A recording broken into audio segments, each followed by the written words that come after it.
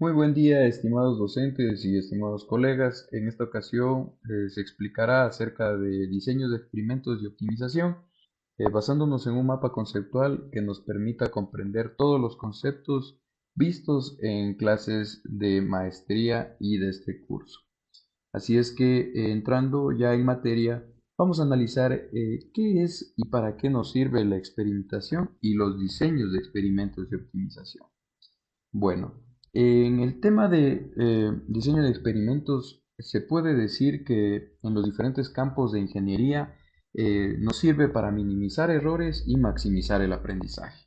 Con ello, nosotros disponemos de más recursos y a su vez también vamos a darle una importancia vital al procedimiento que estamos analizando.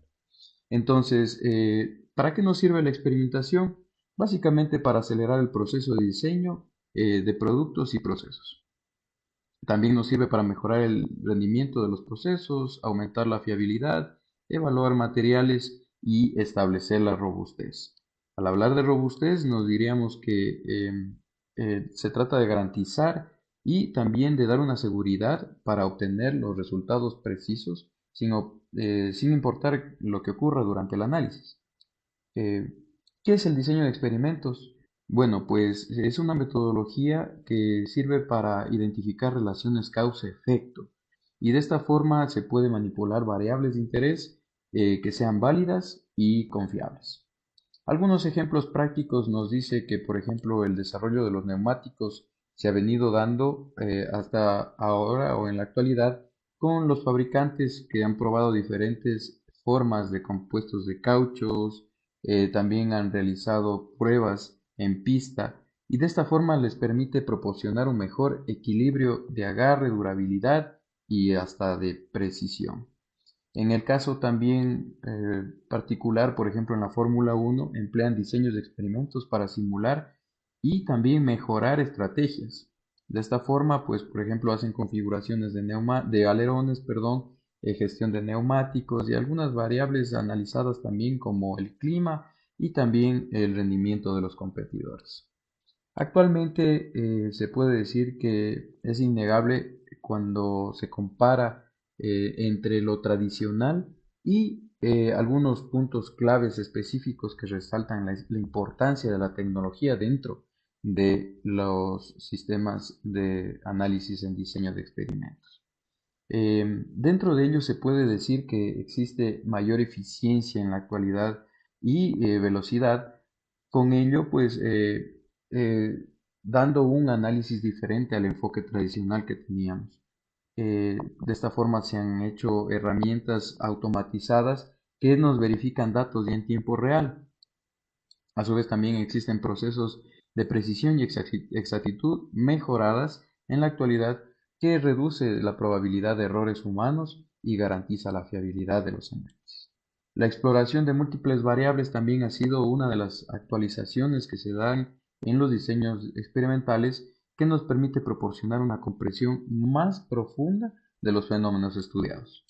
La simulación y modelado avanzados también ayuda a optimizar el diseño experimental y a identificar áreas de interés para la investigación. Finalmente, el análisis de los datos avanzados y las herramientas que ellas los utilizan, pues nos dan una percepción de lo diferente de los métodos tradicionales a experimentos más significativos y de conocimientos más profundos. De esta forma, nosotros nos vamos a plantear la siguiente pregunta. ¿Para qué sirven los diseños experimentales? Bueno, básicamente se puede decir que se puede comparar alternativas, se puede maximizar las respuestas del proceso, se puede reducir las variaciones, se puede mejorar los procesos y también se puede evaluar el efecto de los cambios y el control de calidad. De esta forma, los diseños de experimentos nosotros podemos hacer una mejora en la combinación de alternativas del experimento. También hacemos un análisis de la calidad exacta de la respuesta, hacemos reducción de valores que afectan la calidad de las respuestas también. Se puede eliminar los residuos y mejorando los procesos en donde se descubren normalmente las partes más importantes en el experimento. También se puede decir que los efectos en estos cambios mejoran los niveles que influyen en la respuesta del experimento y se puede reducir también materiales y energía, costos y tiempos de espera. ¿Por qué es importante plantear un experimento? Bueno, la importancia de plantear un experimento es crucial, debido a que se puede realizar una obtención de más cantidad de información en cada prueba. También es importante analizar que la evaluación de los efectos son interacciones entre variables en donde se puede estimar con enfoques con un factor a la vez. La importancia de plantear un experimento pues es crucial también porque vamos a tener más planeado la disponibilidad de personal, equipos y a su vez también financiamiento de los procesos sistemáticos y de análisis. ¿Qué es la identificación del proceso? Pues básicamente se emplea para realizar un cribado o para reducir las variables. Al definir el cribado es cuando se identifica y se selecciona factores más importantes que influyen en una respuesta o resultado específico de un proceso o un sistema. Es de igual forma muy crucial porque se enfoca en ella estudios más detallados de optimización del proceso. ¿Cuáles son los objetivos principales del cribado? Pues que nos dan factores relevantes, se puede reducir el número de variables, se hace preparación para estudios posteriores eh, y de esta forma se plantean también métodos comunes. Entre ellos son los diseños factoriales fraccionados, los diseños de Plackett y Burman, los diseños de Taguchi y el análisis de sensibilidad. De esta forma, estos métodos nos van a permitir dar interacciones entre los factores utilizados, también nos van a dar evaluaciones de números grandes y números reducidos de experimentos, nos van a permitir utilizar matrices para reducción de resultados dentro del experimento y también nos van a dar métodos estadísticos y matemáticos para poder dar los factores que afectan en la entrada de la respuesta. Hemos analizado también cómo se realiza un experimento. Pues se han decidido o se han definido, perdón, principios básicos, entre ellos procesos como definir el problema, planificar el experimento, construir el experimento, obtener la información, analizarlo el experimento, validar la información e interpretar y reportar los resultados y conclusiones. Al definir el problema, nosotros estamos como principal análisis es plantear la pregunta que corresponde al experimento.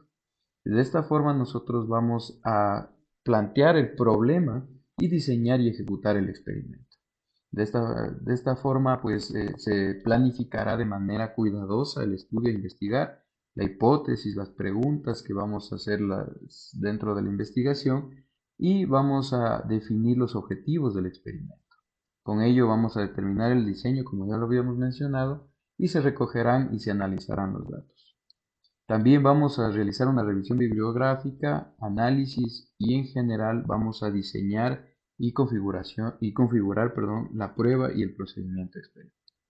Otros aspectos a analizar, por ejemplo, son los factores como el costo, el cronograma, el personal y en sí también las matrices de ensayo. Vamos a hacer un análisis de las variables dependientes, las variables independientes que estarán dentro de la matriz de ensayo.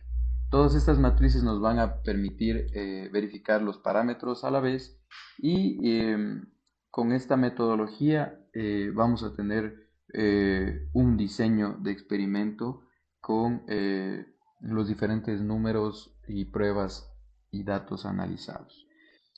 Dentro de estos componentes de un diseño experimental, se puede decir que existen factores y parámetros de entrada, existen variables controlables y variables no controlables, niveles o ajustes de cada factor que representan de esta forma el análisis.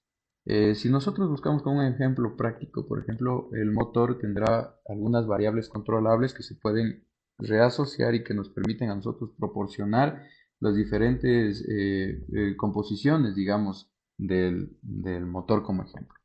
Entre ellos, por ejemplo, el aire y el combustible, la ignición, la presión del turbo y en general. También existirán variables no controlables que son, por ejemplo, la inyección del combustible y la temperatura del refrigerante, condiciones ambientales, condiciones del combustible, desgaste del motor, vibraciones externas que no nos permiten controlar. Estos son muy adyacentes al motor y no son de forma controlable dentro del proceso, por ejemplo. Entonces, en base a en estas variables vamos a.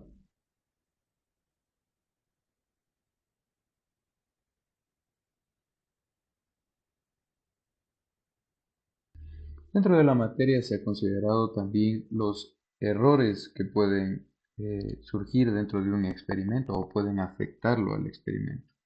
Uno de ellos, por ejemplo, es el error experimental, otro es el error sistemático, también el error aleatorio, el error humano, el error de paralelaje, el error de instrumento, el error de lectura y los errores de precisión y exactitud.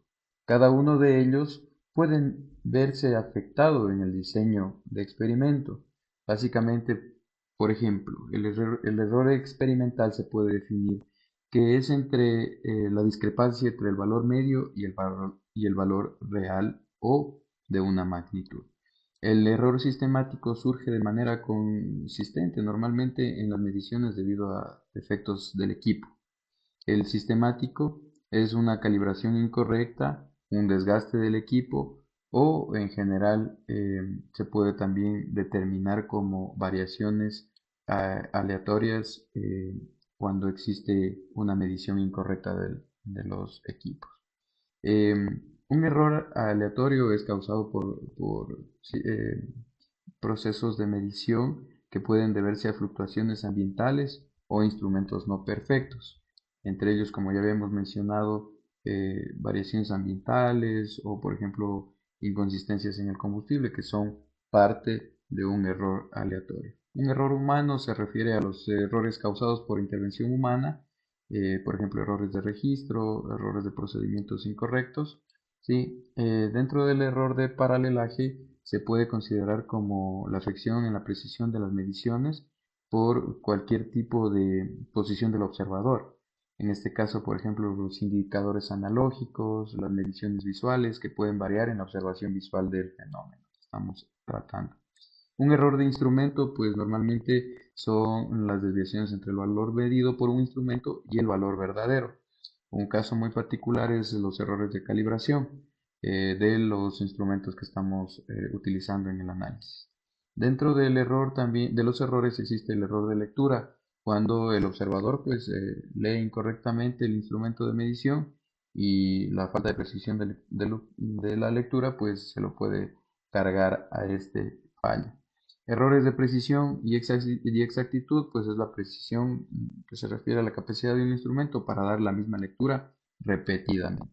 Esto es en cuanto a los errores experimentales. En el caso, por ejemplo, de sectores aleatorios o estocásticos, es determinante entender la diferencia entre los términos aleatorios y estocásticos.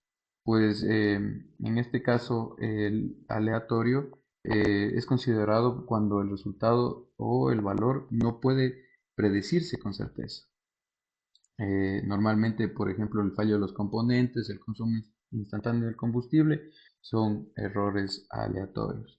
En cambio, el término estocástico se utiliza para describir los procesos que tienen una estructura probabilística. Se aplica normalmente, por ejemplo, en el desgaste del motor, en los modelos de confiabilidad y dándonos, por este caso, eh, una confiabilidad de un sistema automotriz incompleto.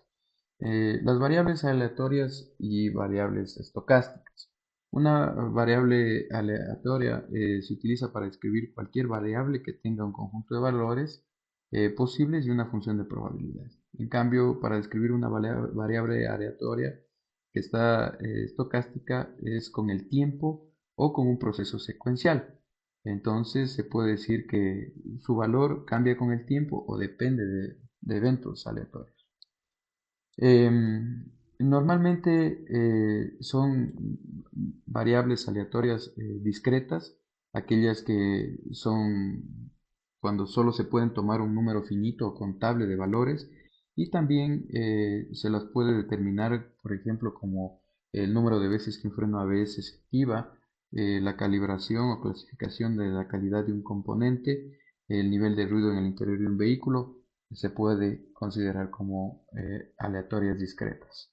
Entre ellas, pues, existen diferentes puntos que son analizados en una gráfica para, por ello, nosotros llegar a una conclusión de histogramas y diagramas de caja que nos permitan a nosotros dar un subconjunto de manera que cada miembro tiene la probabilidad de ser incluido en una muestra.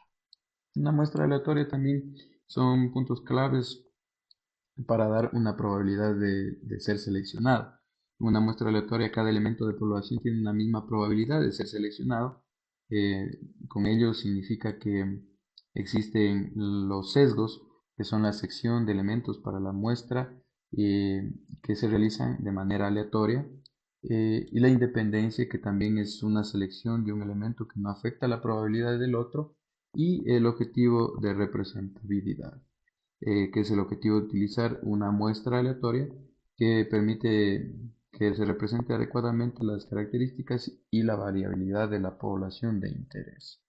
De esta forma, pues nosotros eh, damos al diseño una diferencia, que entre ellos son los diseños experimentales y no experimentales. ¿Cuál es la diferencia entre ellos?